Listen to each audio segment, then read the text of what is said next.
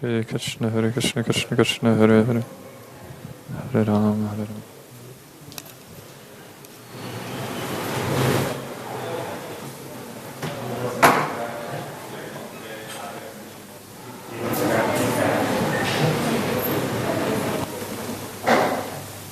Hare Krishna Hare Krishna.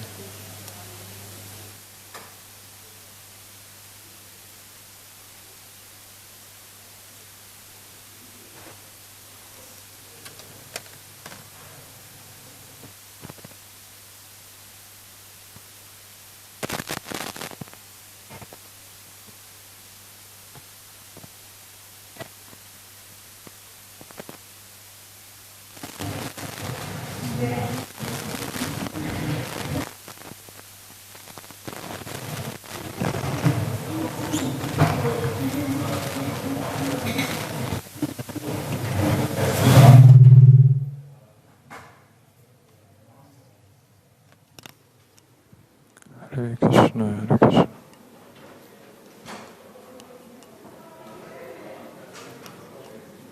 Can you try and add a few markers for that?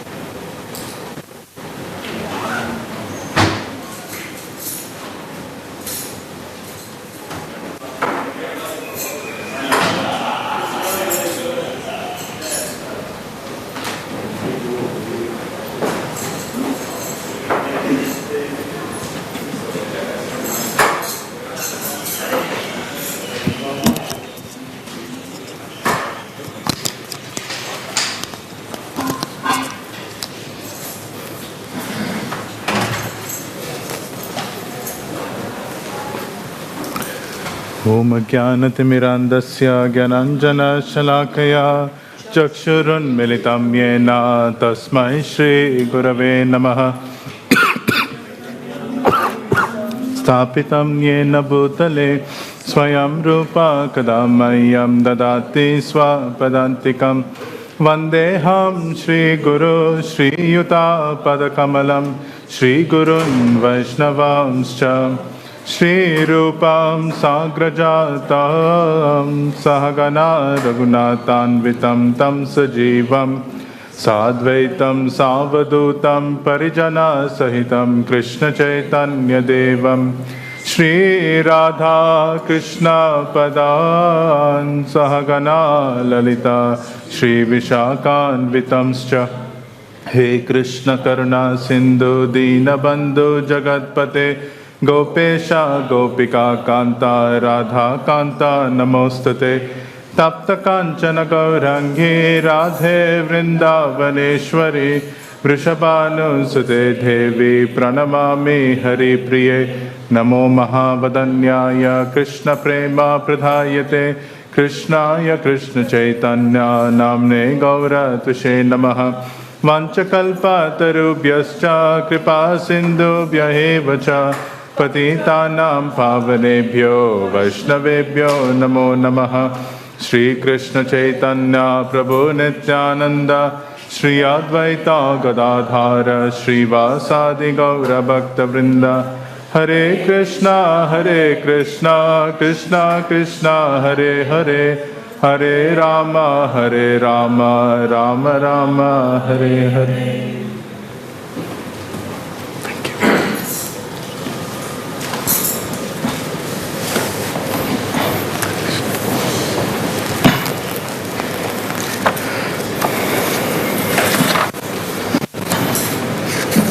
Today's the class actually I've been waiting for a very long time, because I think today we will get to start chapter 7, which is really an extraordinary and really sweet chapter. So we'll be finishing off chapter 6 today, and we finished off last time at text 34. No, sorry, text 36. So 3 sections have been completed so far. The first section, where Krishna introduced the qualifications to practice these last stages of Ashtanga Yoga, up to about text 9. Text 10 until about text 32. The Lord has described the process of Dhyana Yoga, the final stages of this practice. Text 33 to text 36, Arjuna expressed a particular doubt regarding the difficulty in being able to see everyone as the same, which is the highest level of this practice of yoga. And Krishna said, no, actually it is possible by constant practice and detachment. And the emphasis throughout this section has been that constant regulated endeavor accompanied by worship of the Lord will enable one to get this practice. And one must have that faith that even if the task appears as big as taking drops out from an ocean, still by constant practice, by constant endeavor, one will definitely get the Lord's mercy. And Krishna will personally help one along the process. So in text 37, Arjuna wants to express another doubt. He wants to express a concern that he has regarding the practice of giving himself to spiritual life. Because his point is this: if I am focused on doing what I want to do for myself, then at least I know I get something tangible. For example, I'm fighting for a kingdom, I get a kingdom. I fight for money, or I work for money, I get money. And I want to go out to have a holiday, I know I get what I want. But if I give everything to spiritual life, and I know the realization at some stage may be possible, but in the meantime, if I don't quite get that level of realization, and I miss out on material opportunities, where am I now? I neither have achieved spiritual perfection, nor have I actually fulfilled my desires in this world. Am I not like a cloud that, imagine you have 2 bunches of clouds. A small cloud kind of separates itself from one bunch. And before it joins another bunch, it's just kind of a small speck in the sky. And because it's so small, it can dissipate easily. And Arjuna's concern was, will I be in a situation where I will miss out on both material and spiritual gain? So that's text 37. Arjuna hovacha ayati shraddhayo peto yoga chalati manasa aprapya yoga samsiddhim kamgatim krishna gacchate. Translation. Arjuna said, O Krishna, what is the destination of the unsuccessful transcendentalist who in the beginning takes to the process of self-realization with faith, but who later desists due to worldly mindedness and thus does not attain perfection in this decision? So ayati means that he has not achieved what he wants to achieve. Shraddhaya upeta, but with faith he's engaged in his practice. Why does he not achieve this? Yoga chalati manasaha, because of a mind that is very difficult to control. He is trying his best, but because his mind is just difficult to focus on this practice, for some reason or the other he gets deviated, or he's not able to give himself 100% to this practice completely. But he's sincere. Aprapya yoga samsiddhim. He doesn't achieve yoga samsiddhim, the perfection of yoga. And kam gatim. So then what is his destination, Krishna? Gacchati. What destination does he achieve? That is Arjuna's question. Actually, Tamal Krishna Maharaj asked the same question of Srila Prabhupada in the lecture. Prabhupada was speaking about the value of Krishna consciousness. And Tamal Krishna Maharaj was in the audience thinking, if I'm going to invest my entire life in this process, I need to know that what I get will not be lost. And so he asked Prabhupada, what happens if I don't become perfect in one lifetime? And then Prabhupada said, that's okay. Krishna preserves what you have. And then that for Tamal Krishna Maharaj was reassurance that if he gave himself to the process, nothing would ever be lost. But here's what Prabhupada says in the purport. The path of self-realization or mysticism is described in the Bhagavad Gita. The basic principle of self-realization is knowledge that the living entity is not this material body, but that he is different from it, and his happiness is in eternal life, bliss, and knowledge. These are transcendental, beyond both mind and body. Self-realization is sought by the path of knowledge, by the path of the Eightfold System, or by Bhakti Yoga. Further down, Prabhupada says, following any of the above-mentioned three methods, one is sure to reach the supreme goal sooner or later. This was asserted by the Lord in the second chapter. Even a little endeavor on the transcendental path offers a great hope for deliverance. Which verse was that? Sorry? Yes, can you state the Sanskrit? Neha vikramanashasti pratyavayana vidyate. To be out of these three methods, the path of Bhakti Yoga is especially suitable for this age because it is the most direct method of God realization. To be doubly assured, Arjuna is asking Lord Krishna to confirm his former statement. One may sincerely accept the path of self-realization, but the process of cultivation of knowledge and the practice of the Eightfold Yoga system are generally very difficult for this age. Therefore, despite constant endeavor, one may fail for many reasons. First of all, one may not be sufficiently serious about following the process. To pursue the transcendental path is more or less to declare war on the illusory energy. Consequently, whenever a person tries to escape the clutches of the illusory energy, she tries to defeat the practitioner by various allurements. A conditioned soul is already allured by the modes of material nature, and there is every chance of being allured again, even while performing transcendental disciplines. This is called yoga chalati manasaha, deviation from the transcendental path. Arjuna is inquisitive to know the results of deviation from the path of self-realization. In the purport, of course, Prabhupada points out that Arjuna is asking an additional implicit question, that should I be actually just practicing Bhakti Yoga? Because Bhakti Yoga, even if one falls, one doesn't fall in quite the same way. This is a devotee's explanation of this verse. The traditional explanation of this verse focuses on the falling from any kind of transcendental practice, specifically yoga. Text 38. Kachinno bhaya vibhrashtas chinnabram iva nashyati apratishto mahabaho vimudho brahmana pati. Translation. Almighty Lord Krishna, does not such a man who is bewildered in the path of transcendence fall away from both spiritual and material success and perish like a riven cloud with no position in any sphere? The word apratishta is for the focus of this verse. Pratishta means to be situated in one place. Apratishta means he has no position anymore. Neither is he situated properly in the material world, nor is he properly situated in the spiritual world. You know, actually many devotees who want to give their life to Krishna in some form or the other have implicitly this level of fear.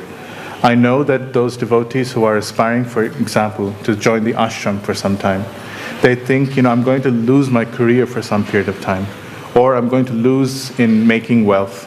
Those who joined the ashram, for example, in 2011 in Sydney, or even before that, could have felt, you know, I missed out on, you know, the great chance to, you know, create wealth during the property boom of Sydney. But, you know, the reality is that people always have this fear. If I give myself to Krishna, who will take care of me? And I won't get Krishna and I won't get this. Won't I be like a riven cloud without any position neither here nor there?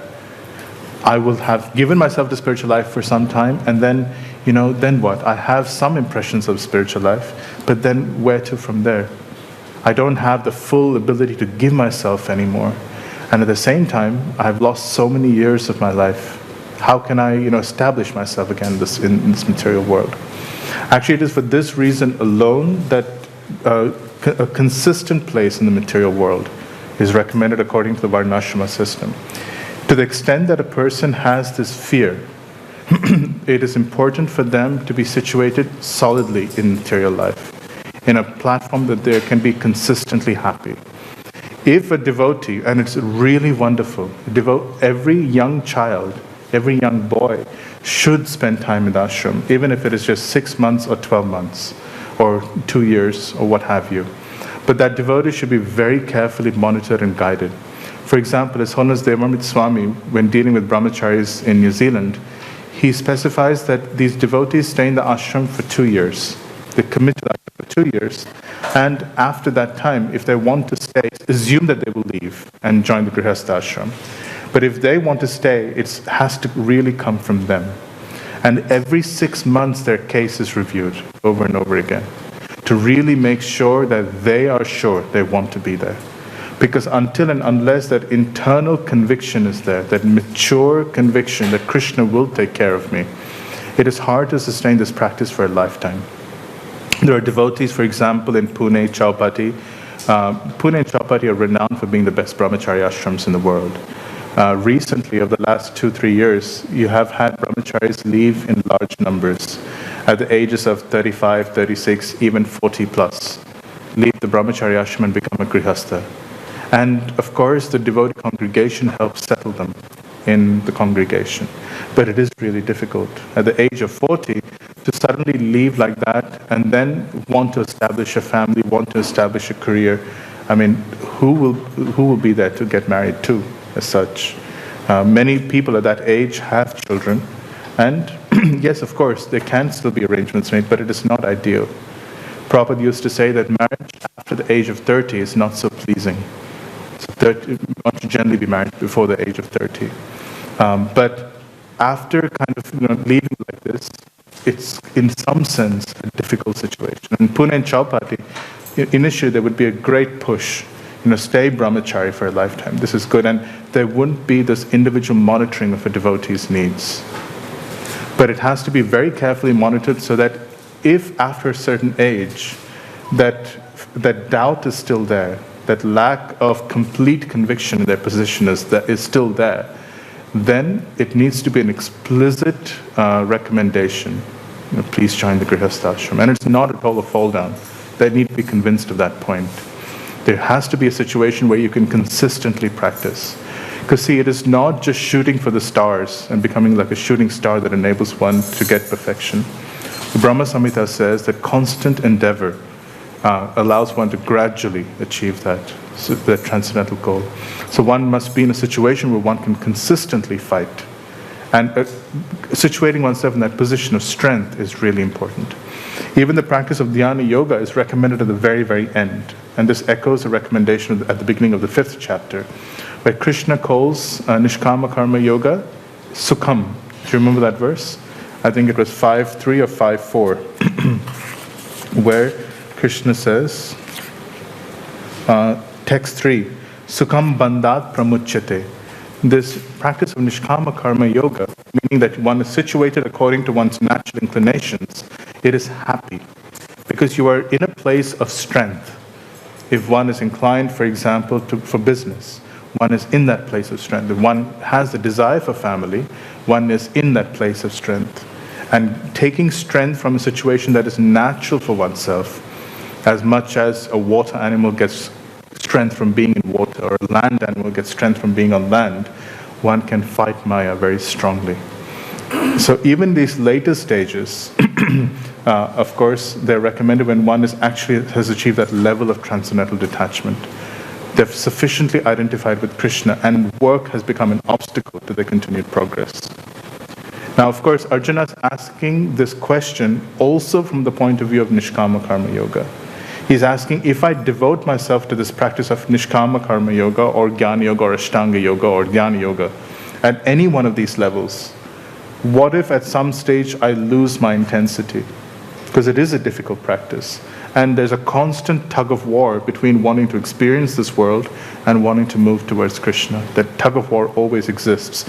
And this is the characteristic of a nishtita bhajana kriya, before one gets nishtha, fixed faith. As long as one is in a state of unfixed dedication to devotional service.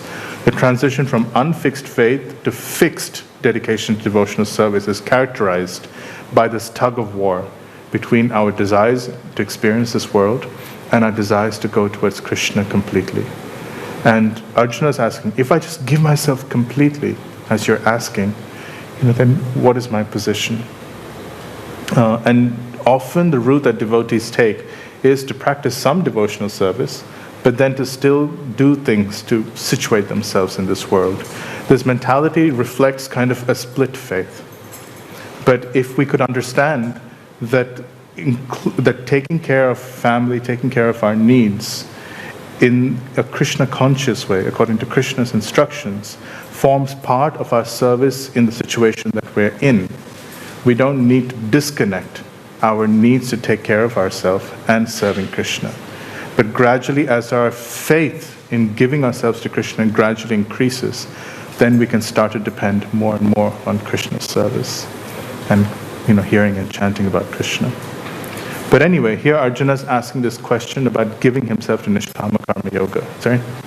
Could you in the previous chapters you said that's basically the principle of Varnashrama. Yes. Because as per the age or those phrases, so how is it different from like if you follow the Varnashrama and then where is the connection between when we say the confusion won't be either of the side of that side?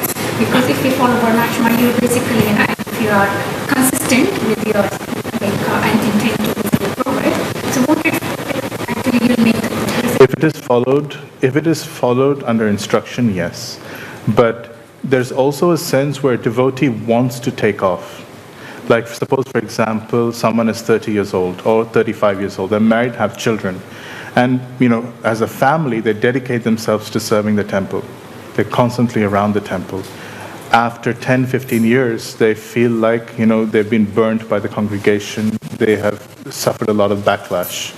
And they retreat into the background. Of course, they've been in a family situation, and they've been serving in a happy way.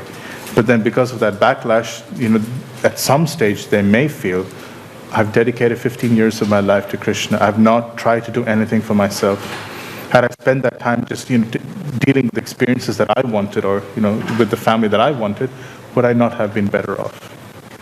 This is actually the result of an immature development of Krishna consciousness. If one is properly guided, one should know that one is not serving in that way just to get a particular outcome. One is serving for Krishna, Guru and Krishna's pleasure. And every day they're being pleased by one's service, and that itself is the result. So if the service is focused on pleasing Krishna and that relationship with Krishna, one will not feel this way. But as long as, to the extent that one's faith is not fixed on that relationship, and there's some level of external experiences or circumstances that we desire, then such a situation can occur, and people can fear that such a situation will occur. So I know a lot of women from the Los Angeles temple that I worked with years ago, who basically came out en masse because they felt that the temple wasn't looking after them. First of all, they had issues in the temple because, for whatever reason, when they came out, there was no support, there was nothing, and they really, really regret giving everything to Krishna in their early years. But the thing is that they would never have lost anything. The reality is that early devotees were not properly trained in philosophy. Neither were they given the perspective that you are serving and your focus is actually your relationship with Krishna. Because they felt that they were used as cheap labor, Basically, and that's true. What they're saying is not false. They didn't perhaps have the perspective required, the level of faith required, that they were there for Krishna and not for their authorities.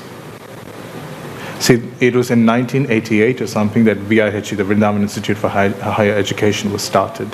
so that devotees could be systematically trained in Prabhupada's books and could gather such a perspective. Otherwise, when senior Vaishnavas were leaving or senior Vaishnavas would exploit more junior devotees, then you would definitely get the situation where junior devotees would lose their faith and leave. So that's inevitable, practically speaking. But, so in some sense, it's possible to say that it is safe to go slowly, and give us a little bit by little bit. But if one can go fast, then what else is there in life? So one should try to go fast, but with a proper perspective, if one can. And it's also a fact that if in ISKCON we create a situation where people who give themselves to Krishna consciousness are protected, they do not feel exploited. I mean, it could even be as simple a thing as if a brahmachari wants to change their ashram, a supportive congregation that will help absorb them into the congregation, will help them settle themselves by getting work, by acquiring marriage, and they've tried to do that in Sydney. The depth is yet not there. I mean, the system is not fully in place, but Ganesham Prabhu is working on that. Also, for example, for the brahmacharis who have dedicated their entire life and are staying here in the ashram, Ganesham Prabhu told me that he wants, after a certain time, he would even, buy a house for them in Vrindavan, if required, so they could just peacefully spend the remaining time serving Gopinath there. For Ganesham Prabhu, the brahmacharis here are his first priority. Anything else can go, but because they have dedicated their life on his, based on his guidance, he's completely given to taking care of them. So you need authorities who offer this kind of shelter. Otherwise, you don't get people surrendering, and that's the problem. But anyway, here's the split between, yes, I want to jump, but if I jump and I fall down, won't I get hurt? So that is the basic fear that's being expressed here. But Krishna is going to reassure Arjuna that if you jump, even if you fall down, you won't fall down on the ground, you'll fall on a trampoline. You will be cushioned and you'll be pushed back up, so don't worry. And you will not be bereft of either spiritual or material experiences. You think that by practicing Nishkama Karma Yoga, and therefore, focusing on internal development rather than external experience, you're going to lose out on that external experience. And Krishna says, no. If you practice Nishkama Karma Yoga, I assure you, you will go to Swarga, and you will enjoy a type of enjoyment that not even karmis will enjoy. You will acquire experiences in your life that others won't have. And your spiritual advancement will not be compromised. You will not be like a cloud in between. You will actually have both if you want it. So that's Krishna's instruction. So Prabhupada in text 38 says, there are two ways to progress. Those who are materialists have no interest in transcendence, therefore they're more interested in material advancement by economic development or in promotion to the higher planets by appropriate work. When one takes to the path of transcendence, one has to cease all material activities and sacrifice all forms of so-called material happiness. If the aspiring transcendentalist, then he apparently loses both ways. In other words, he can neither enjoy material happiness nor spiritual success. He has no position. He is like a riven cloud. A cloud in the sky sometimes deviates from a small cloud and joins a big one. But if it cannot join a big one, then it is blown away by the wind and becomes a non-entity in the vast sky. The Brahmana Pati, or the path of spiritual life, is the path of transcendental realization through knowing oneself to be spiritual in existence, part and parcel of the Supreme Lord, who is manifested as Brahman, Paramatma, and Bhagavan. Lord Sri Krishna is the fullest manifestation of the Supreme Absolute Truth, and therefore one who surrendered to Krishna, to the Supreme Person, is a successful transcendentalist. To reach this goal through Brahman and Paramatma realization takes many, many births. Therefore, the supermost path of transcendental realization is Bhakti Yoga, or Krishna consciousness, the direct method. So Prabhupada actually uses this statement to also say, take to Krishna consciousness, because this path is so much more difficult, and there's so much more chance of being left in between. Text 39. Etan me samshayam Krishna chetum arhasi asheshatah tvad anya samshayasyasya cheta nahi upapadyate. Translation. This is my doubt, O Krishna, and I ask you to dispel it completely. But for you, no one is to be found who can destroy these doubts. Text 40. Shri Bhagavan Vacha Parthanaiveha namutra vinashastasya vidyate nahi kalyana krit kaschid durgatim tata gacchati. Supreme Personality of Godhead said, Son of Pritha, a transcendentalist engaged in auspicious activities does not meet with destruction, either in this world or in the spiritual world. One who does good by a friend is never overcome by evil. So this is Krishna's answer to this question.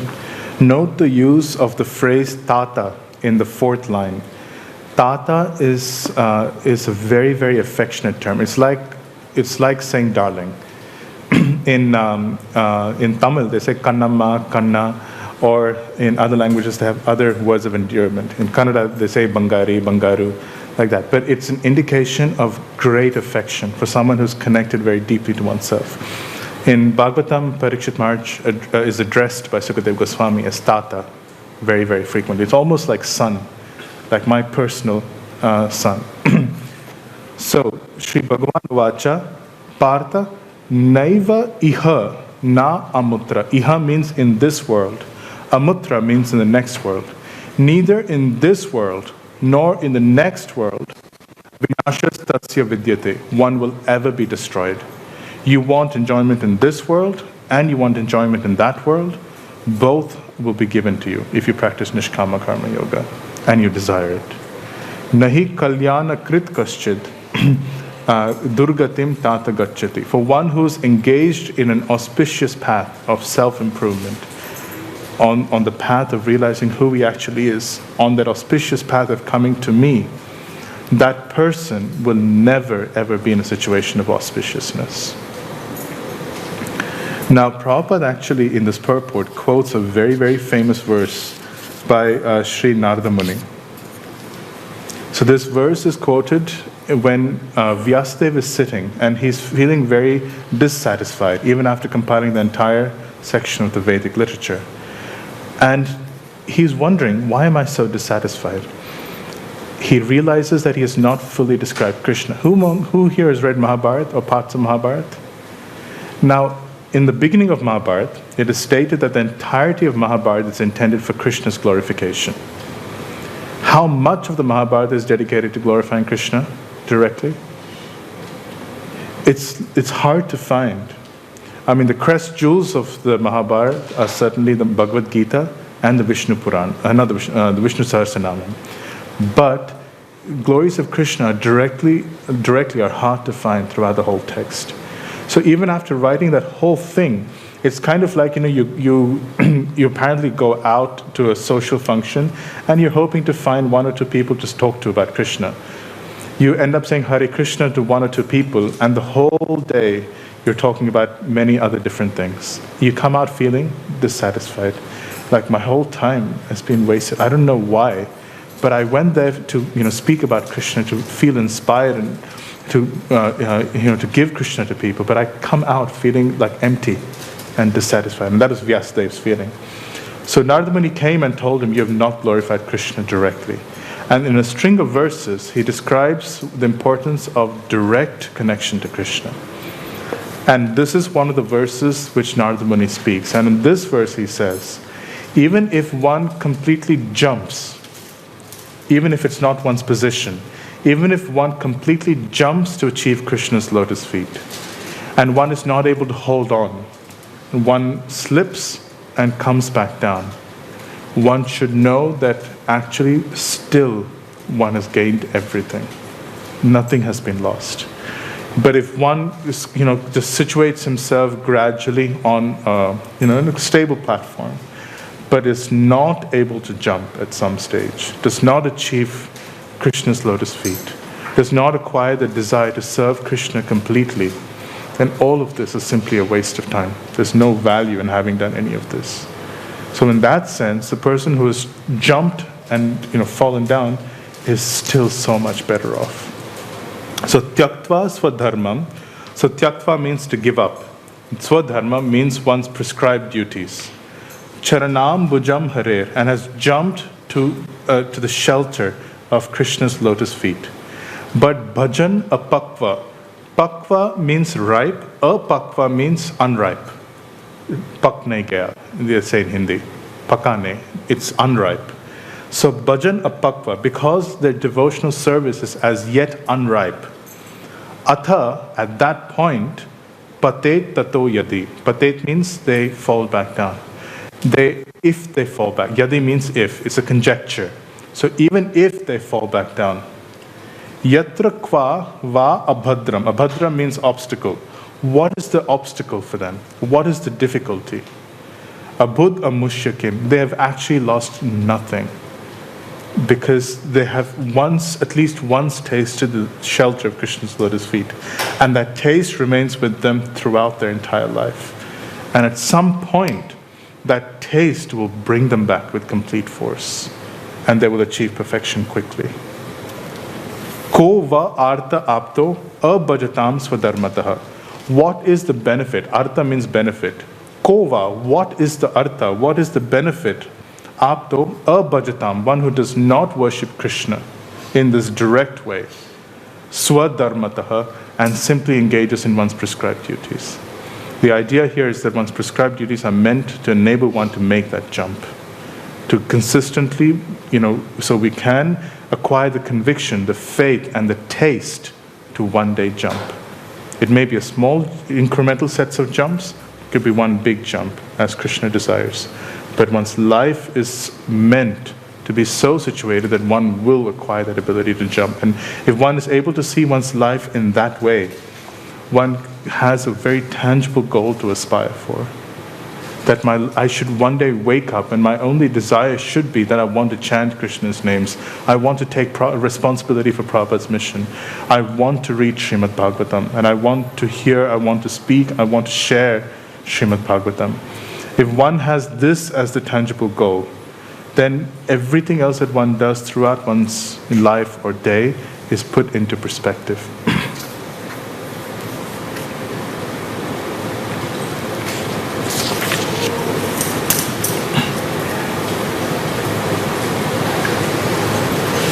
Text 41.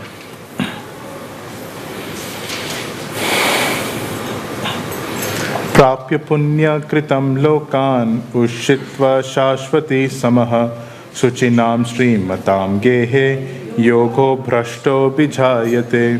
Translation. The unsuccessful yogi, after many years of enjoyment and the plans of pious dedicatees, is born into a family of righteous people or into a family of rich aristocracy. Now these, text 41 and text 42 would be very often quoted by Srila Prabhupada. Very, very often. Text 41 describes what happens to the yogi who practices for a short time and is unsuccessful. Text 42 describes what happens to the yogi who practices for a long time and is unsuccessful. So text 41, Prapya Punya Kritam Lokan. Punya Kritam means, Lokan means world. Punya Kritam Lokan means that world which is achieved by performing Kritam, Punya, pious activities like Karma Kanda, etc. Prapya Punya Kritam Lokan, Ushitva Shashvati Shamaha. After achieving these planets and dwelling there for a very, very long time. Shuchinam Srimatam Gehe. Shuchi means pure. We say, Muchi and Suchi. Suchi means pure. Suchinam, in a family whose nature is very clean, who are very pious in nature. Srimatam, of those who are wealthy. Gehe, in the house of. Yogo Bhrashta. Bhrashta means one who is not fully achieved or one has fallen away, one has deviated. Yogo Bhrashto Abhijayate. So such an individual is born in the family of either, pious individuals or in the family of rich people. Why is that important? Why is rich people mentioned? Huh? They have time to do service. They have time for spiritual life. They don't have to struggle for basic necessities. I mean, those who've implicitly been born into well-to-do families, usually you find that in many wealthy families, they tend to have, or at least used to have, a semblance of culture. It'll be like, family traditions of culture. Generally, actually speaking, those who don't have very strong culture, they lose their wealth very quickly. Either because the family breaks down, or the children just kind of squander the money away. But usually families that have been wealthy, consistently over a long period of time, they have a very well-established culture of, how to manage those finances in a very pious way. They have very good culture. But being born into those families, one is usually brought into contact with culture, piety, God consciousness, Krishna consciousness, and one has the material facility so that one doesn't have to struggle for the basic necessities of life. One is given an opportunity to go further again. From that one can infer that one who's born in a family which is completely impious, which doesn't have any kind of, where they're struggling, or in countries where there's a tremendous amount of political oppression, by this standard they're more unfortunate. They haven't been given that facility. Although, by Krishna consciousness, these devotees can take it even more seriously at times. So Prabhupada says, the unsuccessful yogis are divided into two classes. One is fallen after very little progress, and one is fallen after long practice of yoga. The yogi who falls after a short period of practice goes to the higher planets, where pious living entities are allowed to enter. After prolonged life there, one is sent back to this planet to take birth in the family of a righteous Brahmana Vaishnava or of aristocratic merchants. Prabhupada would say that I had the opportunity to be born in both. The real purpose of yoga practice is to achieve the highest perfection of Krishna consciousness, as explained in the last verse of this chapter. But those who do not persevere to such an extent and who fail because of material allurements are allowed by the grace of the Lord to make full utilization of their material propensities. In other words, enjoy as they want in the heavenly planets. And after that, they are given opportunities to live prosperous lives in righteous or aristocratic families.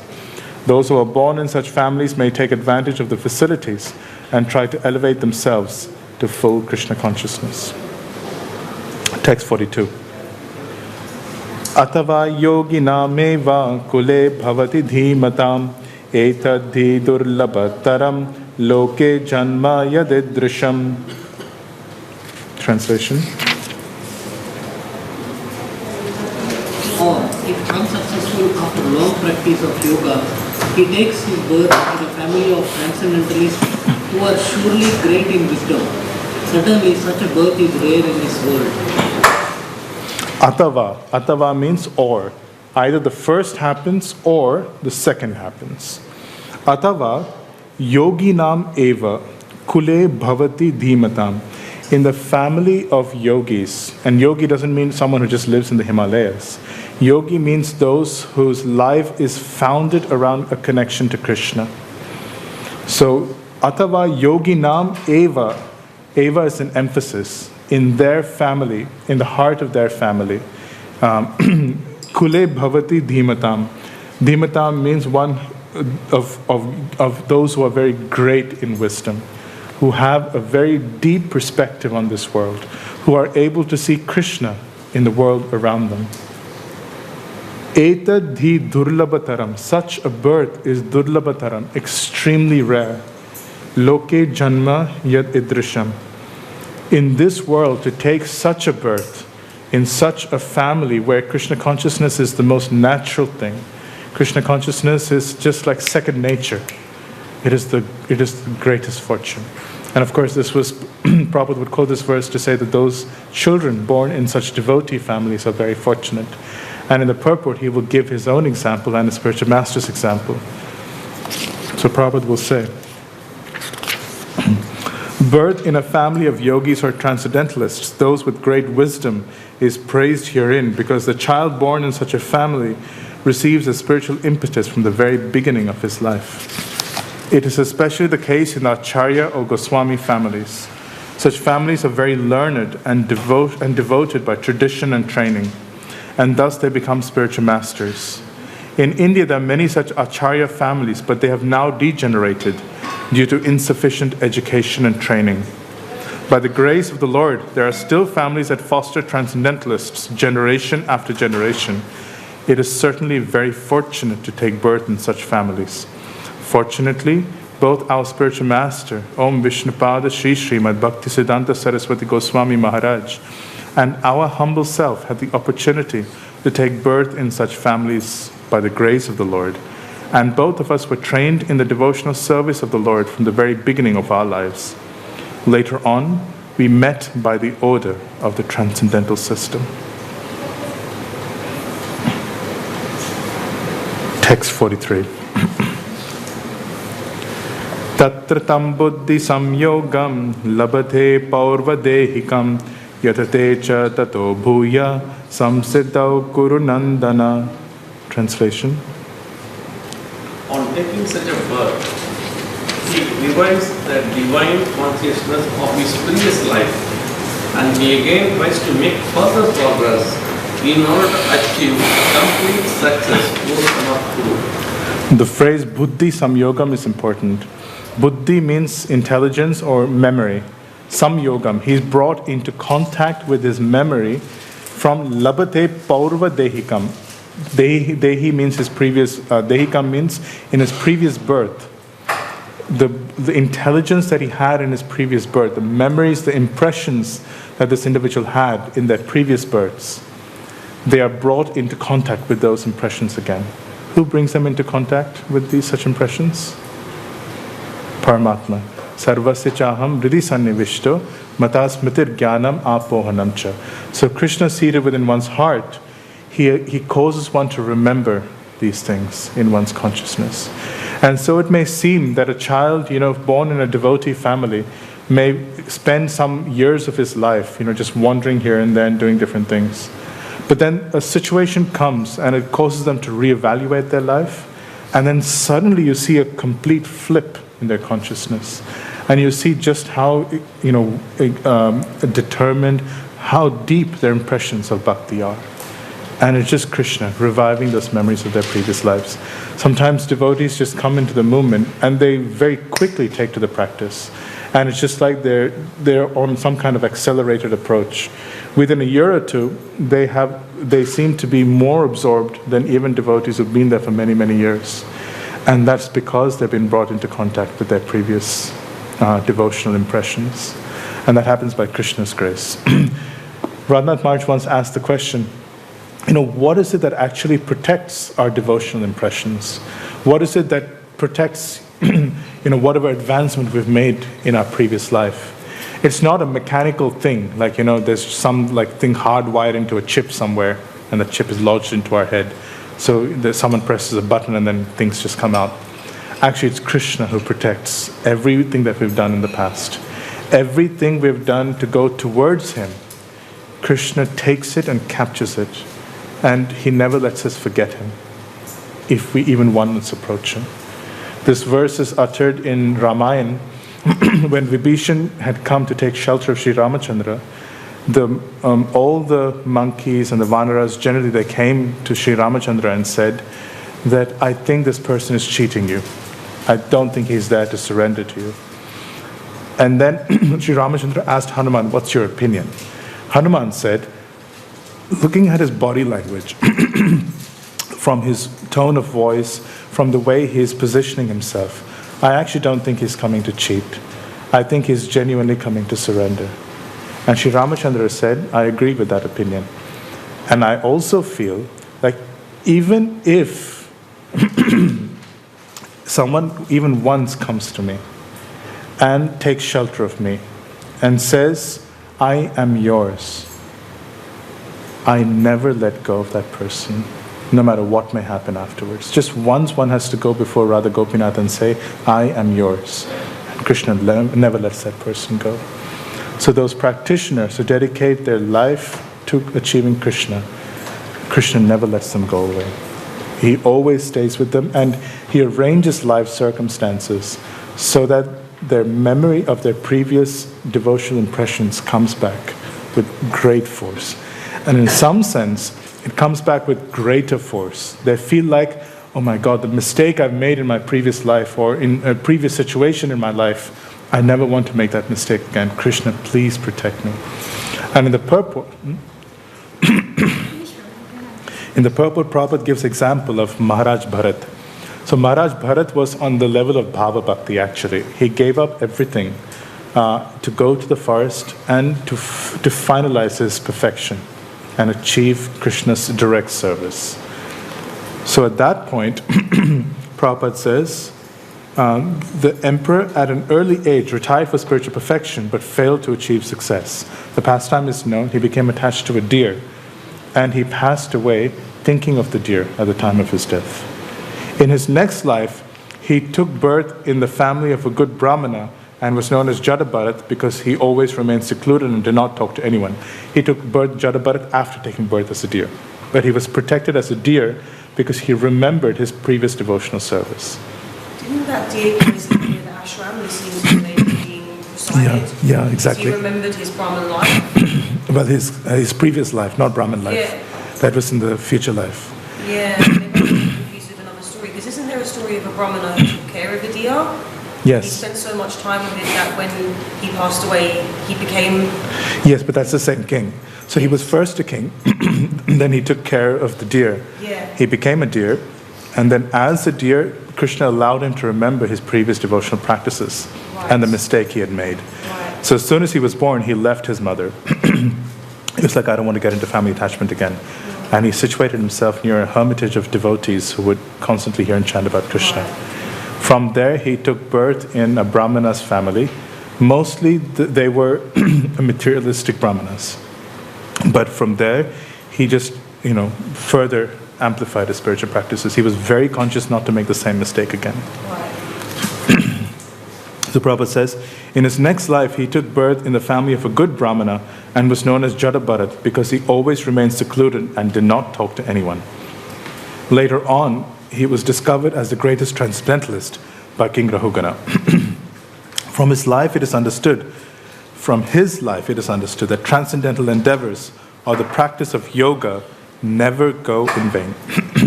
There are two examples in Bhagavatam that very prominently describe, three examples that describe past and future of a devotee and show how Krishna protects that individual. The first one is Narada Muni, of course in the first canto of Bhagavatam, fifth canto of Maharaj Bharat, who became Jadabharat, and the third example is that of Chitraketu, who became Vritrasura. But in all of these situations, you see how Krishna protects the individual. So what's the third one? Chitraketu, who became Vritrasura. Of course, you can quote many, many, many other examples. You can even quote King Riga, for example, who was a great king, gave in piety, then became a lizard, but was protected by Krishna for the small amount of bhakti he caused.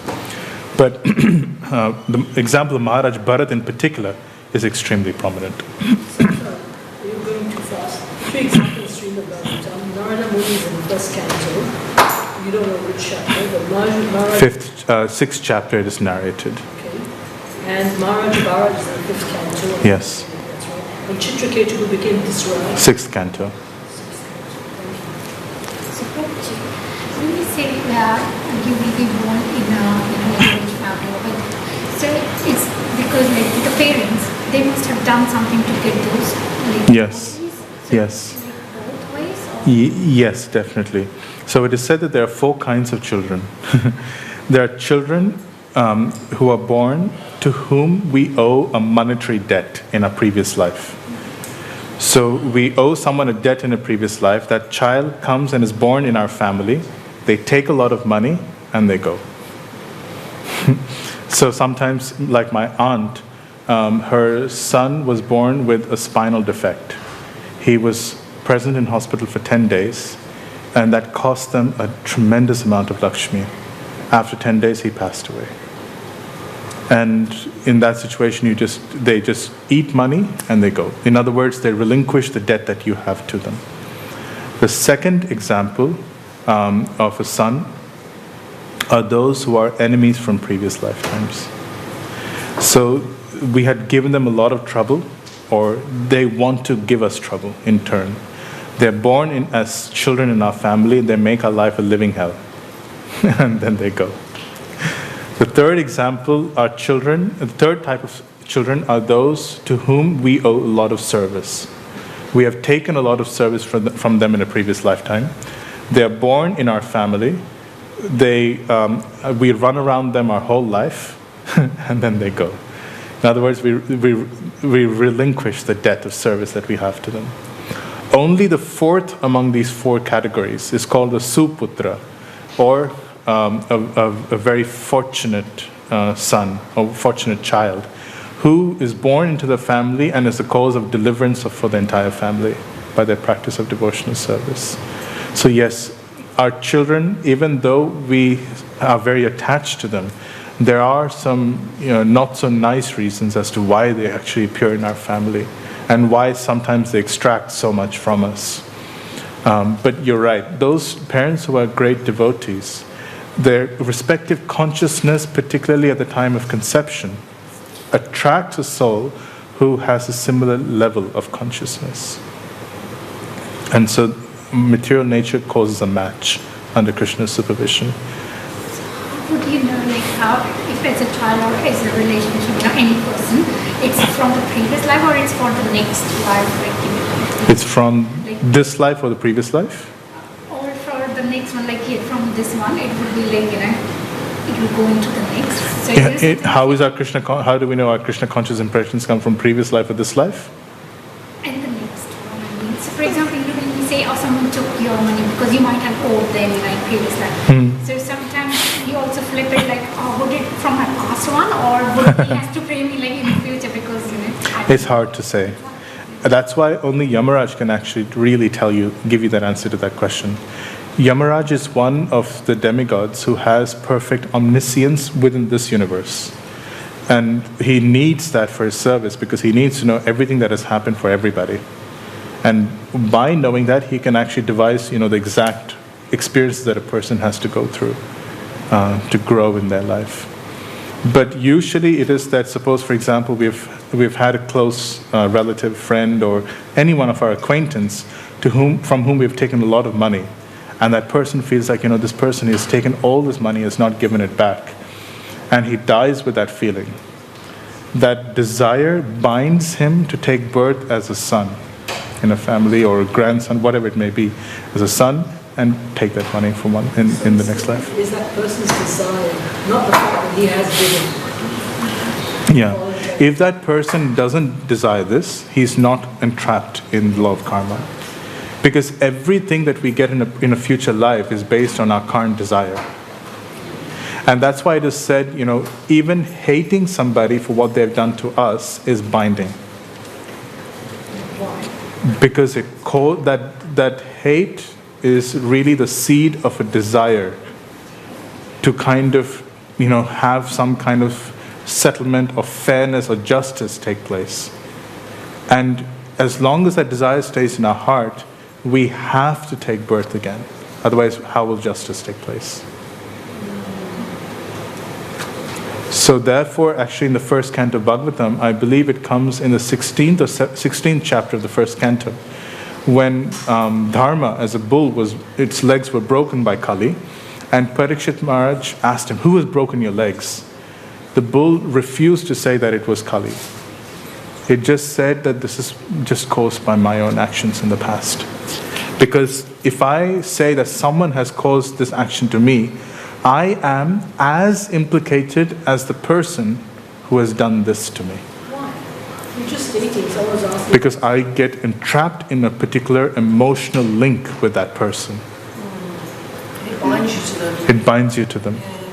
And one's future life is... It's like, I hate this person, I want to get back at them. And there's an example of this, I'll just come in a second. There's an example of this. So there was a Brahmana who was practicing his austerities in a forest. And a cow had strayed away from a butcher's thing, and it was just running away. So this butcher, along with his friends, had come running in search of their cow because it was some money for them. They asked the Brahmana, "O truthful one," they said, "please tell us the truth about where our cow has gone." The Brahmana pointed in some direction. And they ran there. The cow had taken shelter of the Brahmana's ashram or in some way. He pointed there, they found the cow, and they butchered the cow. Now, in their next life, this was actually, the Brahmana was thinking, I'm being honest and truthful, this is my dharma. That was foolish, because honesty can be compromised to save another person's life. And this Brahmana didn't realize this. Anyway, in the next life, the butcher became the husband, the cow became the wife, the Brahmana became a sage. The sage, of course, was just taking bhiksha from different people for his sadhana. He came to this grihasta's house, and the lady opened the door. She was immediately attracted by his physical beauty, by his godly nature, and she requested a relationship with him. Now, this could have been subtle or directly. Mostly it would have been subtle. But he refused.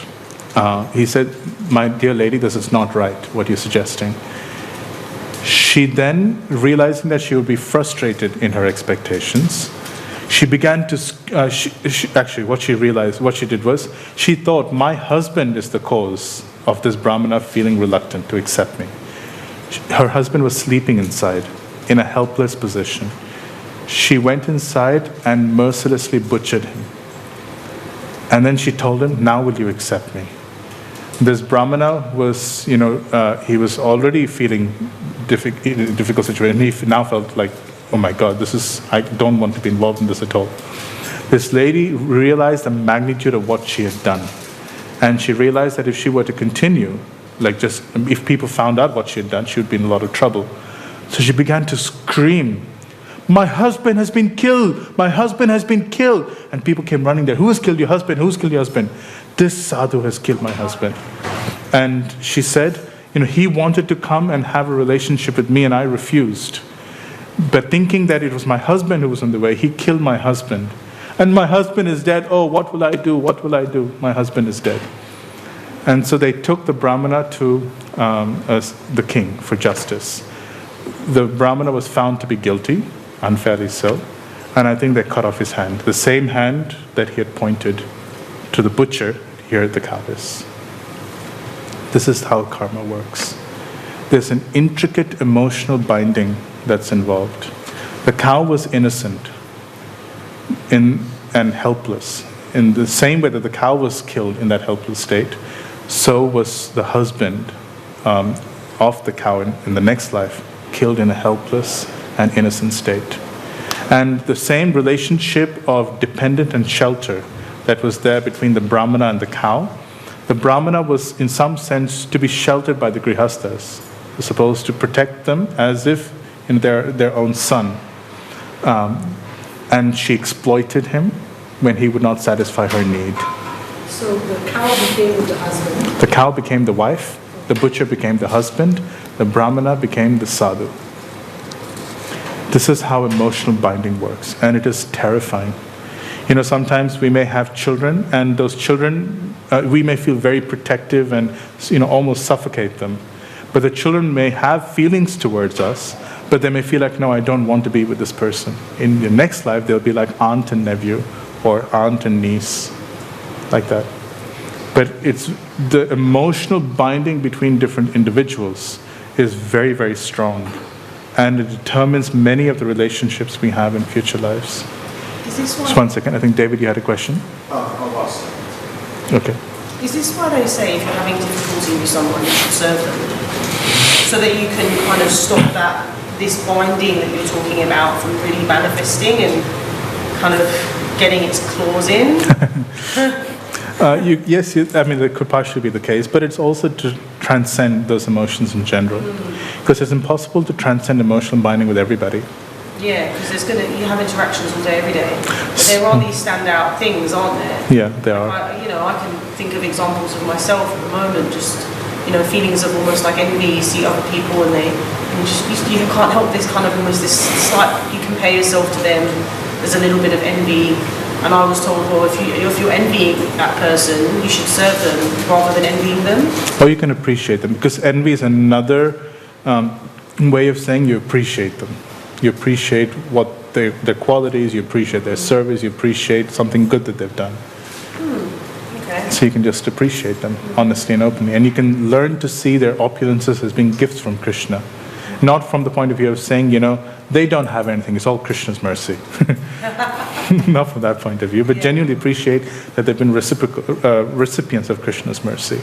In Vrindavan, actually, when different devotees see the other serving really nicely, they feel a sense of, I want to serve Krishna more too. But not in the sense of pulling the other person down. They appreciate that person's service and pray for the same intensity so that they can also please Krishna in the same way. Is this negative envy where you're looking at them and you're thinking, oh dear? It probably means that we are the focus in that relationship with Krishna. See, even when Chandravali and Radharani, when Krishna is there, there's an intense competition between them to get Krishna for themselves. But when Krishna leaves, they feel deeply sympathetic towards each other's feelings of separation. They come together. So their competition, their feeling of envy, so to speak, is actually a manifestation of their desire to serve Krishna. So the moment the mood of service is established, then that feeling of envy goes away. So that would probably be why that advice is given. But it's not just service to them, it could be service in general. Also, that enables one to conquer and transcend that emotion. Last one. So when you say that kids can be the cause of deliverance, so for the parents or for many generations, so how the heart will get purified, because they will fall down again, because if the heart is not purified by doing that. Who will fall down? The parents? Parents or? Yes and no. If like Prahlad Maharaj, for example, he was the cause of deliverance of so many generations of people before him and generations after him. They are recipients of Krishna's mercy. Like you look at Bali Maharaj, for example. Krishna specifically gave mercy to Bali Maharaj because of his connection with Prahlad. And even if he was going in a different direction, Krishna pulled him back. But Krishna always protects the family members of those who are surrendered to him. What happens if it's an entire religion which is inimical to Sanatana Dharma? The Muslims, for example, are determined they destroy the temples, they're determined to destroy India, or parts of India and Sanatana Dharma. What happens to them? Because they think it's a religious, but it's a cause. They have to do it because the religion says so. Well, it's kind of like, the end of the Mahabharata war. Ashwatthama was, he was feeling like these people have killed my father. They've killed my father, and in an unfair way, they've cheated and they've, done everything that is bad. They all deserve to die. Yeah, but then this is different. I'm explaining. So with that feeling, he was empowered by Lord Shiva to kill every remaining Pandava soldier, apart from the 5 Pandavas who were protected by Krishna there. In other words, that Krishna has a plan. You should not see that these Muslims, or it's not every Muslim, but anyone who does anything, they're not independent of Krishna's will. As much as Ashwatthama was empowered by Krishna's will, because Krishna had come to destroy every soldier on the battlefield. All Kshatriyas, because he wanted a particular, like a clean slate to start. And Ashwatthama's desire or inclination, which came from his own material conditioning, from the external, being inspired by the external energy of the Lord, was used in accordance with Krishna's will. So even though you may have not just religionists, but anybody, scientists, anybody, but even scientists for that matter, they may be doing it in a very polite way, but they're destroying the very foundation of religious principles by propagating. What they're doing is actually even worse, to be honest. You can destroy the external structures, but you can't destroy someone's internal conviction and knowledge just by doing that. In fact, you might make it stronger. But you destroy the reason why people go to Krishna by discrediting scriptures, by propagating a different source of knowledge, even if you do it in a very sophisticated and polite way, that is far, far more damaging than any other thing you could ever imagine or do. The Muslims, when they were in India, they never actually destroyed the scriptures. And they were in India for, how many years was it? 300 years? 400 years? They destroyed the temples. Yeah, but they didn't destroy the scriptures. That's because they When, for example, India was colonized, at that point, people like Mueller, etc., who were Sanskrit scholars in places like Oxford, Cambridge, they destroyed the very foundations of religious principles, and that effect is still seen now in India. So I would actually say that what they did was even more damaging. Well, no, Muhammad al-Ghazni, who destroyed Vrindavan 18 times. He only killed the Pandits and the Kshatriyas. But Krishna consciousness didn't disappear. But he tried to 18 times. But what he did was not as bad as destroying the foundation of knowledge. In any case, it is not the way Prabhupada actually manifested his, he actually felt strongly for Krishna consciousness being removed away. There's a difference between devotees feeling a particular antagonism towards a group and taking that same feeling that Krishna consciousness is going away. They can take that feeling, not feel antagonistic to this group, understanding that it's Krishna's will, and they can do their part to spread Krishna's message. Not a single blade of grass can move without Krishna's will. Devotees who feel antagonistic to specific groups, it's because of them that Krishna consciousness is going. That's, in some sense, a form of atheism within our own heart, because we don't recognize Krishna's presence in everybody's heart. Yeah. See, one who's actually Krishna conscious, they don't hate anybody. They can't, because everyone is inspired by Krishna's will. And that's why they stay aloof from any of the emotional entanglements that go on. To the extent that we participate in hate propaganda, antagonistic relationships with people, or any kind of such interactions, we are emotionally bound, and it has a reaction.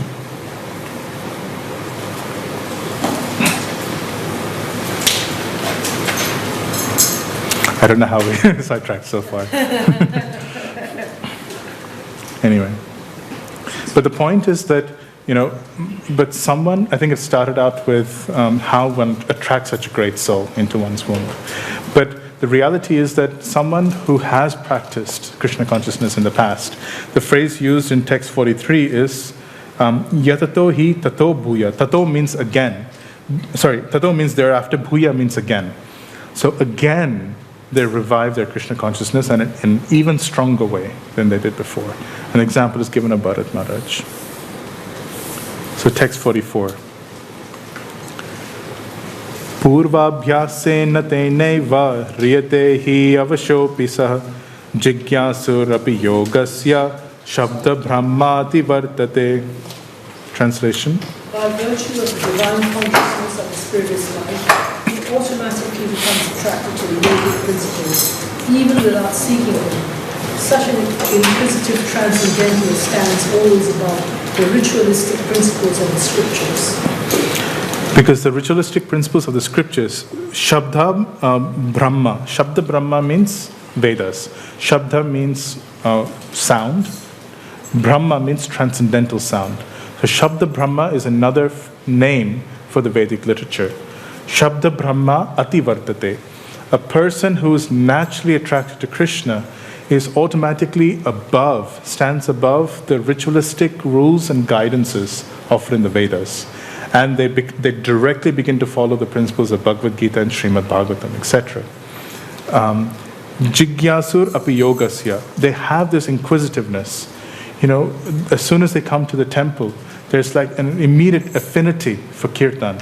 They sit in classes, and sometimes you see children, they come to a class, and unlike other children, they just are just hearing. They start asking questions, and they start going deep into their spiritual life. Sometimes these children will be like, they tell their parents, I want to, just follow this devotee. There's just an immediate attraction towards a senior devotee, an immediate attraction to wanting to jump to full Krishna consciousness. And that is the most wonderful thing. Such children or such practitioners, they stand well above the do's and don'ts of all the scriptures. And purva abhyasena means by previous practice. If one sees his inclination in somebody, you should know for certain that it is because of previous cultivation of devotional service. It is not just a random chance that it comes about. Purva abhyasena teneva hriyate hi avasha. The word avasha means helplessly. It's almost like despite themselves, or they don't know why they're attracted. Suddenly the Bhagavad Gita feels attractive. Suddenly they meet a devotee and they're like, oh, I've been looking for you. I don't know who you are or where you come from.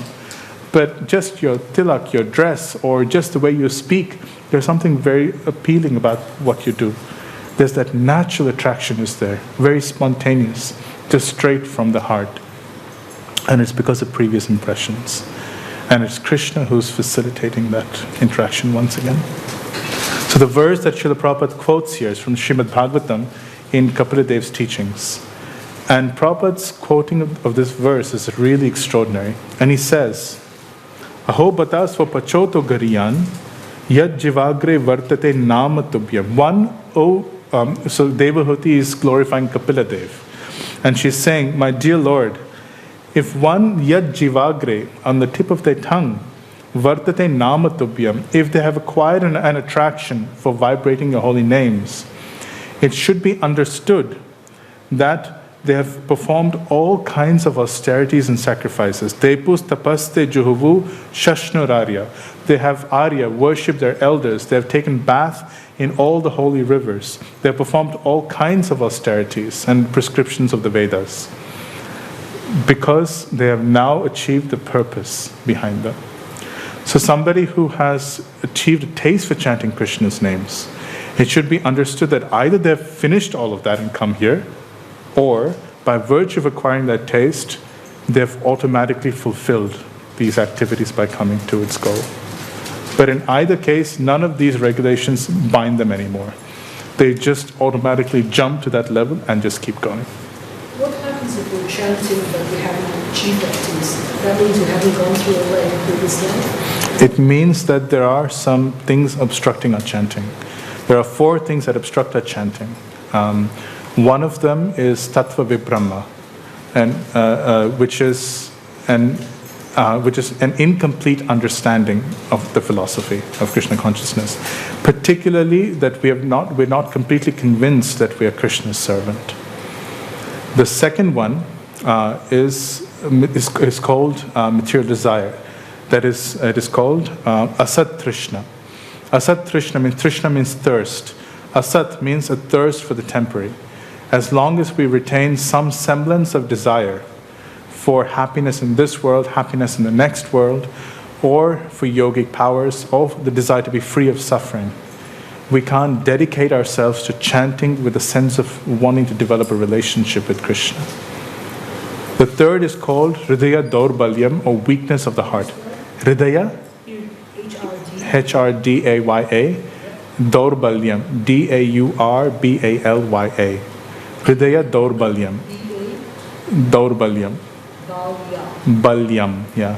So Hridaya Daurbalyam means weakness of the heart. And what this is characterized by is certain feelings of naturally fault finding, naturally feeling envious towards somebody. It's not so much just superficial desire. There's more like deeper impressions in the heart, usually caused by offenses, but there are some deeper impressions of finding fault, criticism, etc., which are there in the heart that prevent us from really taking shelter of Krishna's names. And the fourth category is offenses. So the prescription is to very deeply just keep chanting, developing this desire to serve. Chanting with a desire to serve Krishna, serve Guru, serve Vaishnavas. To always be in a mood of service is the prescription for transcending these limitations that bind our taste for the holy names. This is described in Bhaktivinoda Thakur's writing, Nam Rahasya, Bhajan Rahasya, which is a description of Bhajan Rahasya, which describes stages of chanting in connection to the levels of devotional service. Sorry, B-A, Bhajana Rahasya. I don't recommend you read that book straight away, but anyway. But anyway, this verse quoted by Srila Prabhupada, this person just jumps.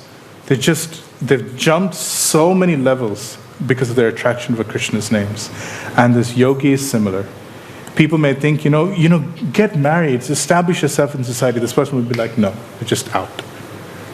Examples are like Sukadev Goswami, or you have like saints like Gyaneshwar, etc. They're just out.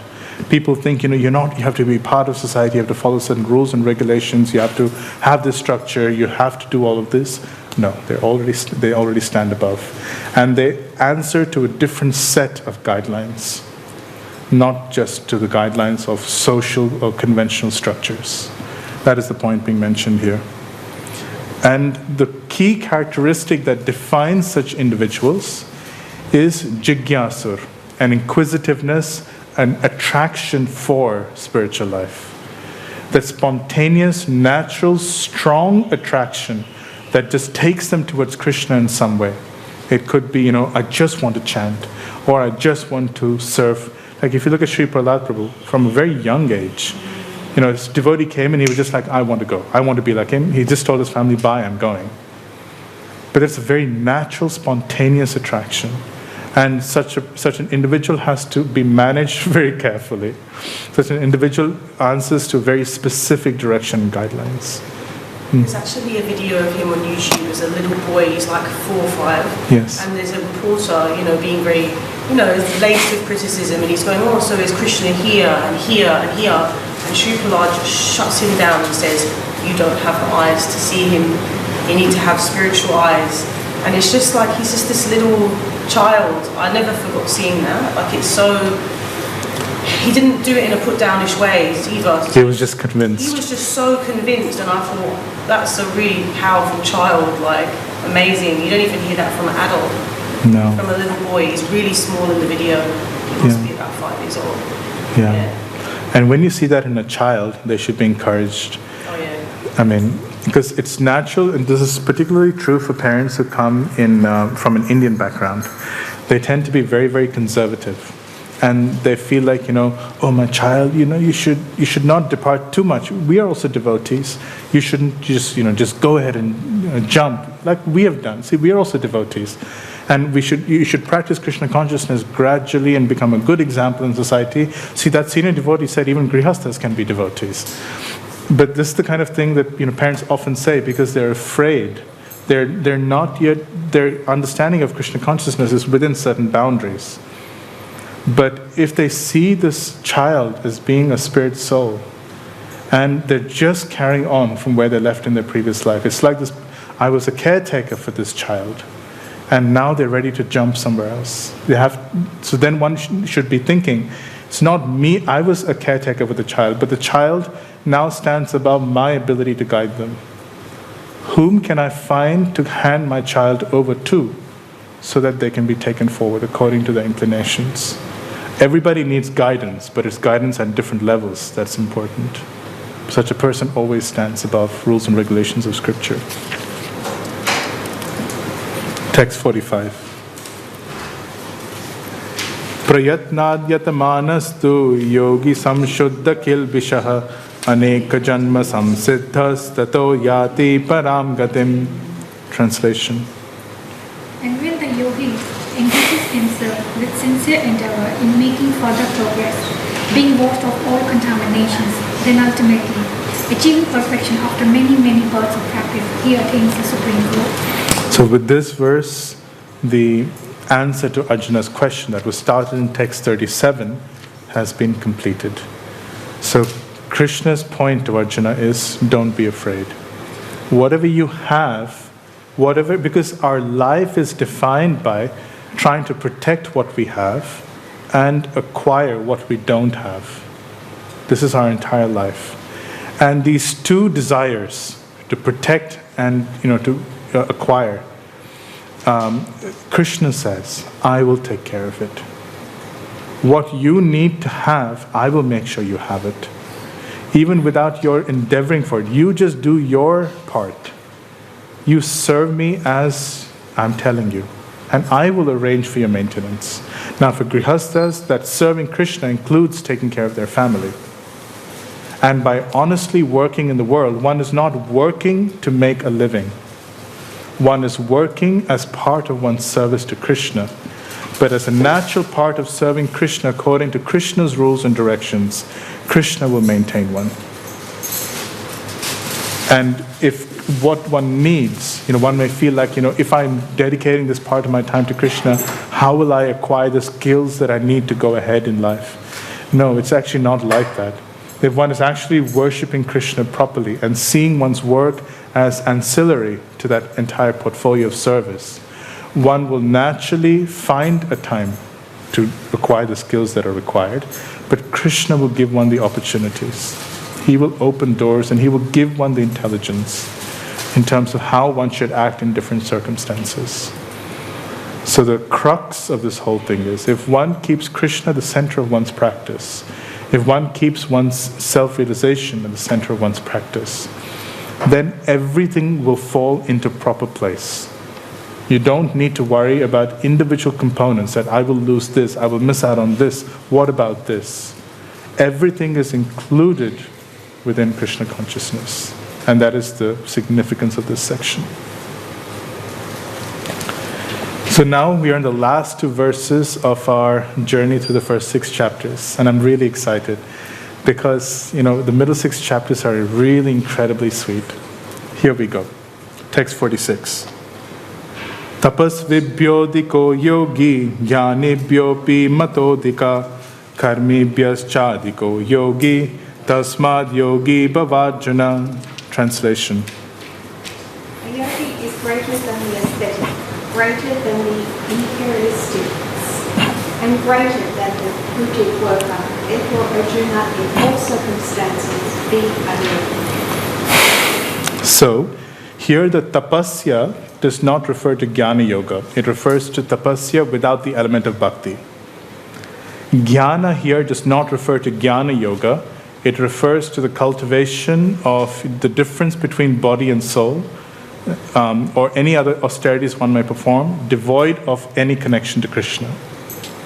Karma here, again, does not refer to nishkama karma yoga. It refers to just performing some duties in this world, or performing activities in this world without connection to Krishna. So Krishna is saying, and the word yogi here refers to the entire process of nishkama karma yoga transcending to jnana or ashtanga yoga. That entire process is categorized under this term yogi. So Krishna is saying, tapas vibhyo adhiko yogi. Rather than just performing austerities without connection to me, one who engages in prescribed duties as an offering to me, or one who meditates or worships me, that person is always superior. Superior to even one who's cultivating knowledge of difference between body and soul, who's trying to understand that he is not of this world, independent of service to me. The yogi who's trying to connect with me, he is superior.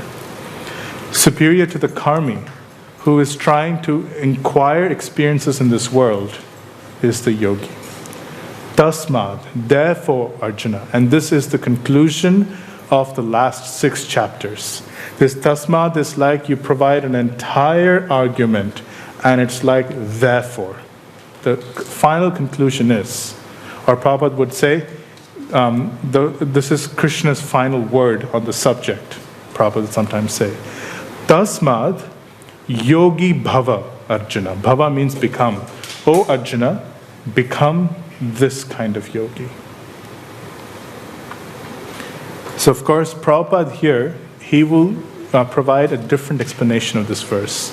And he will say that yogi here refers to bhakti yogi, and a bhakti yogi is superior to the jnana yogi, karma yogi, or ashtanga yogi, or any other forms of yoga.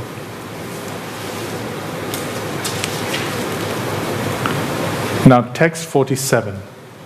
This verse doesn't actually belong to the first 6 chapters at all. It is the first unambiguous verse that speaks about pure devotional service. And Krishna started this verse spontaneously without Arjuna asking any further questions. The previous, all these 6 chapters have been what even those who are naturally inclined for self-realization, spiritual life, they are exposed to that practice. That, you understand that your spirit soul come closer to who you are by situating yourself in this material world and offering those prescribed duties to Krishna. Here, where is one's faith? One's faith and advancement, is it more in Krishna or is it more in performing prescribed duties? Prescribed duties. In Jnana Yoga, where is one's faith? In that connection to Krishna or the specific abstract meditation that one is focused on? It's in that meditation, or it's in that study of scriptures, in one's contemplation. Or in Ashtanga Yoga, there are so many elements that one feels one is necessary. The particular postures, particular seclusion, a particular way of meditating on Krishna. In each of these cases, their faith is more focused on another part of their practice than it is in bhakti. More importantly, what is their actual goal?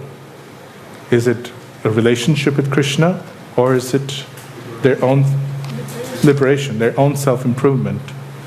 So in that sense, they consider bhakti as being a secondary element of their practice. Now, I don't know if I've shared this analogy here before, but this is the best analogy that I have to explain the distinction between the practitioners of the first 6 chapters and the practitioners referred to in the middle 6 chapters. Here it is. So when I was growing up, my grandfather was both a professor of botany plus a homeopathic doctor. And of course, he had his family, my grandmother, his wife, my father, his son, my mother, who had married into the family. My mother is also a homeopathic doctor. Sorry? Next to wife is Gio. Grandmother, not grandmaster. And because my father was also a professor, he of course had his PhD students of botany.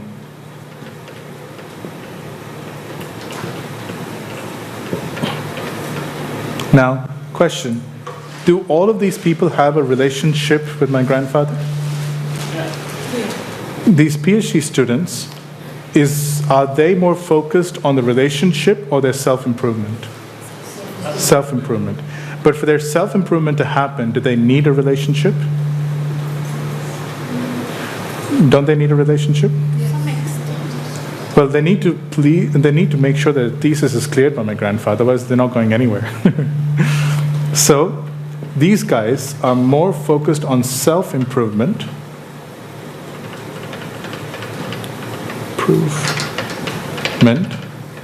and the relationship. Would you call these people family? Even though they're connected, they may have very good dealings and they may be very affectionate towards each other, but you wouldn't call it a relationship because the self-improvement part is the focus of the relationship. Because you call something by what is prominent in that category. Now let's look at this situation. My grandmother is not a doctor. She had nothing to do with the clinic.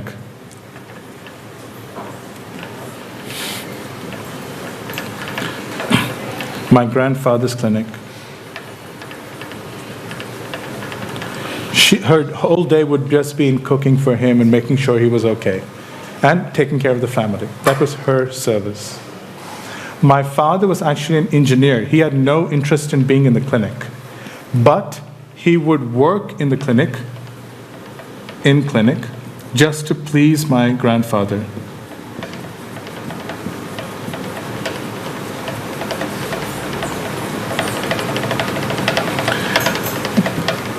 He gave up a very large opportunity to work in Bhopal simply to work in the clinic because it pleased my grandfather. My mother, she was a homeopathic doctor, but she married into the family and was therefore working in my grandfather's clinic. So, my mother is the example. If here I'm using my grandfather as an analogy to describe Krishna's position, that everyone is connected to Krishna. My mother is the example of the mixed devotee. By the way, for all of these people, is self-improvement a part of what they do? Well, it is there for my mother, right? But is the relationship more prominent or is the self-improvement more prominent? Relationship. So here, the relationship comes first, and then self-improvement later.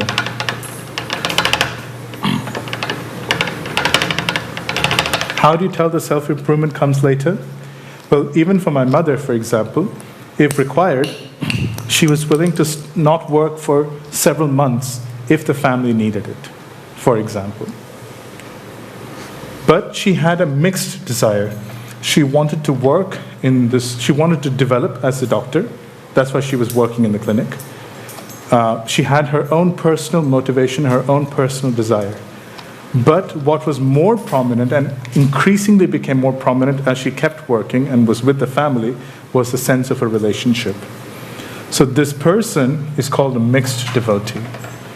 Father is called a pure devotee who is engaged in this world.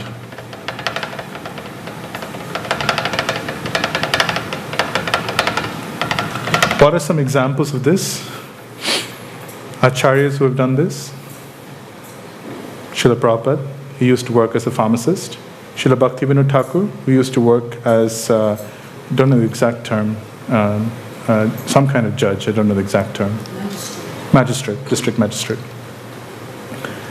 And my grandmother is an example of a pure devotee who has no connection with this material world.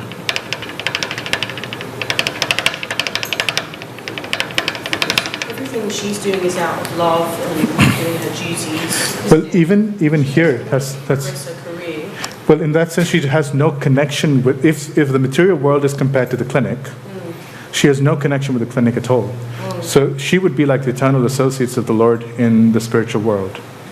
Wow, okay, yeah. Or like Babaji's.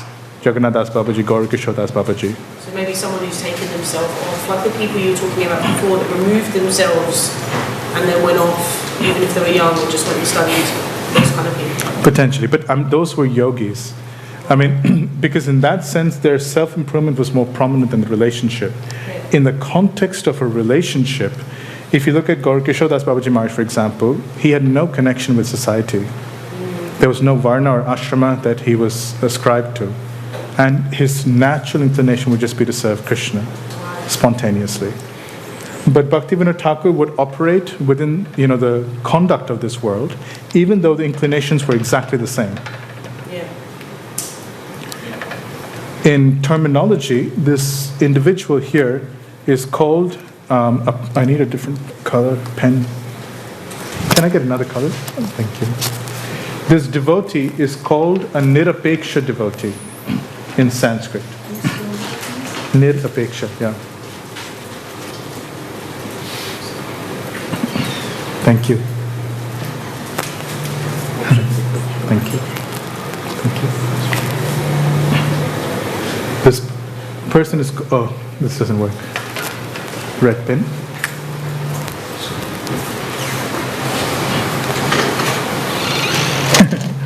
Thank you. That's right.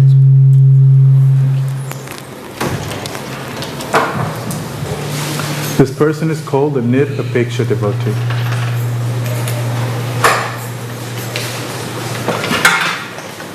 My father is the example of a Paranishta devotee. The word Nishtha implies faith. Para means transcendental faith. Their faith is in Krishna alone. It is not in anything to do with this world, even if they're engaged in it. Therefore, they're called paranishta devotees. Say that again. Para is? Para means superior or transcendental. Their faith is in transcendence. These practitioners here are called sa-nishtha. Nishtha means faith. Nishtha means faith. These devotees in Sanskrit are called sa-nishtha. Nishtha means faith. Sa-nishtha means they have faith in elements of prescribed duties and jnana, etc. Elements of this world. These devotees are called sa-nishtha devotees. These devotees are called paranishta devotees and nirapeksha. Of course, So, and you gave the example, Sanishta, elements in this world, yes. such as? So sa-nishtha means with nishtha. So they have faith in something other than just the relationship. But here the faith and the dedication is only to the relationship. Here the dedication is mixed with a higher prominence to self-improvement. I missed what you said about the first two Sure. terms. So nirapeksha means, apeksha means desire, nirapeksha, they have no connection with this material world. Paranishta means, even though they're connected with the material world, their faith, their entire aspiration, their dedication is out of this world. Their eyes are fixed on the Lord's service, even if they're engaged in this world. So both these categories are pure devotees, one engaged in this world, one not engaged in this world. The case of my mother is like an initiated devotee. She enters the family because of marriage. In other words, yes, she's a practitioner who's in this world, and she has desires in this world. But by virtue of this connection with my father, she had entered the family of devotional service. And now she's on an accelerated approach to kind of coming to the same intensity of relationship as my father.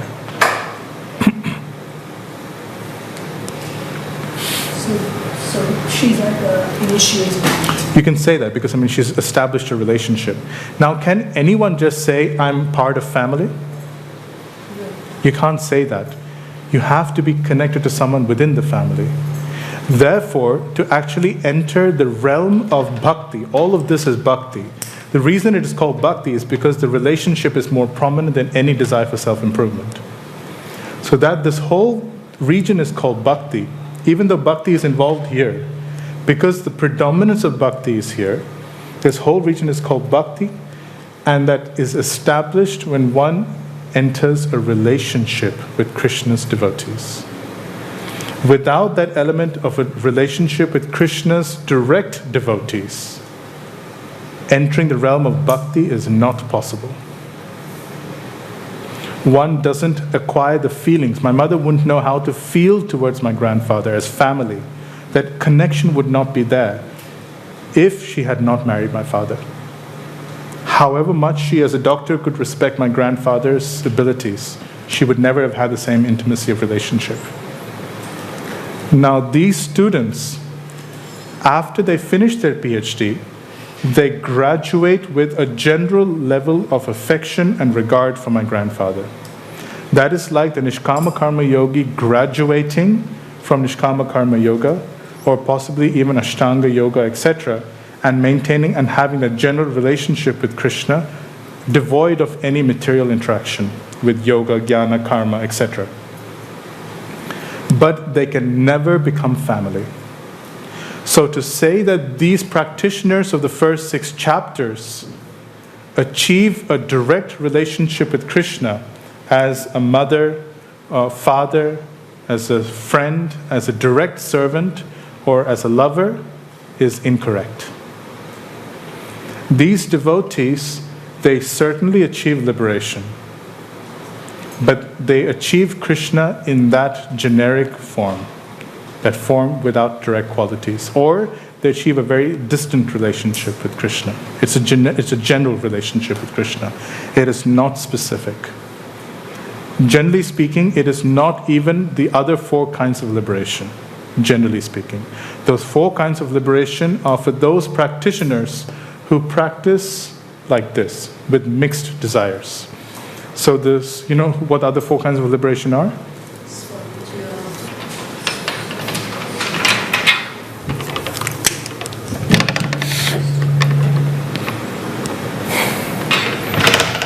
So what are the other 4 kinds? Sarupya. So the first one is Sayujya, right? Yeah. Sayujya is impersonal liberation. So this is achieved by the practitioner, impersonalist liberation. This is achieved by practitioners of the first 6 chapters. What's that first word? Impersonalist liberation, or impersonal, if you would like. Impersonal liberation. Now, the other 4 kinds are not achieved by this practitioner unless there is more involvement in bhakti on their part, more direct faith in the bhakti. They take more active relationship with Krishna. Here you have Sarupya, Samipya, Shashti, and Salokya. Sarupya means similar form. Like, for example, the Vishnudutas who came to liberate Ajamil, they had a very similar form to Vishnu himself. Samipya means close proximity. So they become close associates of the Lord, but not as close as Krishna's eternal associates in Ayodhya, Mathura, Dwaraka, or Vrindavan. Shashti is same opulence as the Lord.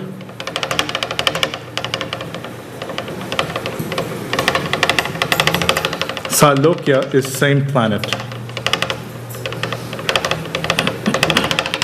Now, these types of liberation are only available for those who have a relationship with Krishna.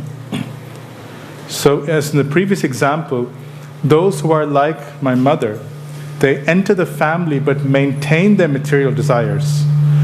They have the following progression. They start off, say they are on earth. They progress. They go to Swarga. They enjoy here, because that was their desire, to enjoy in this world, at least partially. But they do not fall down. They never fall down. They go from Swarga to these 4 kinds of liberation.